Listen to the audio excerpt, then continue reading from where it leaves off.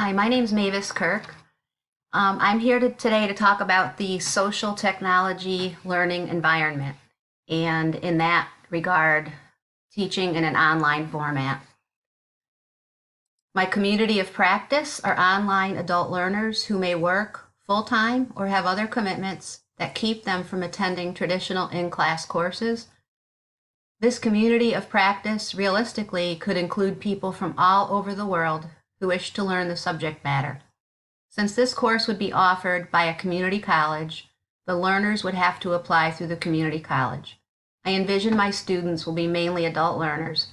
Because an adult is considered anyone 18 or over, because of the requirements of the IDEA, Individuals with Disabilities Education Act, anyone up to 21 years of age would be covered under 13 specific disability categories, to include special education and related services, to make the course accessible to them.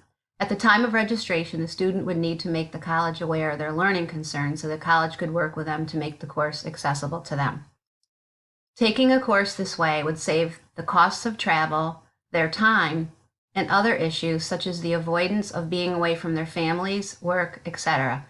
This community of practice could learn by online posts and conversations between participants, viewing webinars, virtual reality settings where students can chat live with instructors and participants, etc.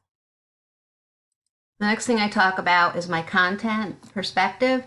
The content perspective is to offer a class online where persons who cannot attend a traditional class or persons who want to take the course from a long distance, another state, country, etc., can attend it from the comfort of their own location.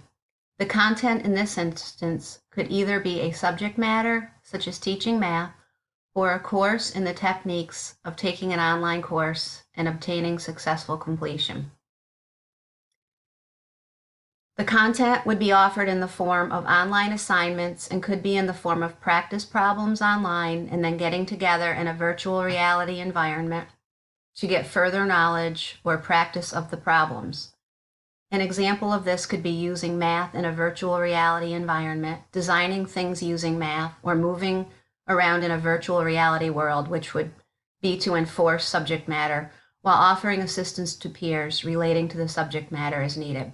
In this type of learning experience, instructors need to break down large problems to be sure it can be taught in this fashion, be sure that students can learn at a higher level by explaining the problem, letting the student practice it, and then giving them the hands-on experience in a virtual reality setting to ensure the student has a memorable experience, thereby ensuring learning is occurring.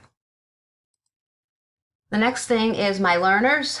The learners would be adult students who are taking courses for professional development, for work, personal enrichment, or taking a required course for a degree program. The typical learner would be someone who works full-time, has family commitments, or just wants to learn in a fully online experience to ensure flexibility with their schedule.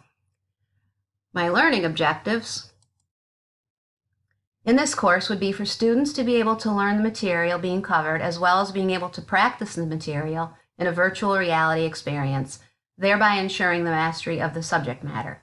Learning could occur in a learning management system, a web-based environment where ideas are able to be shared.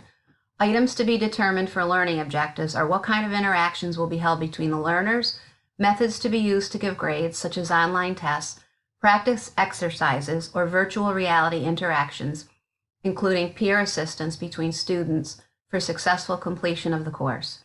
Inside the online learning objectives, the instructor is tasked with creating a learning environment where there is trust between the instructor and learners and between the learners themselves. The instructor presence is important and should be available only to guide the learning.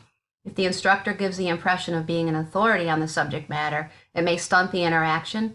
Creativity should be encouraged, and it's one of the main goals so that the instructor will allow the students to be able to read about, learn about, and practice the material.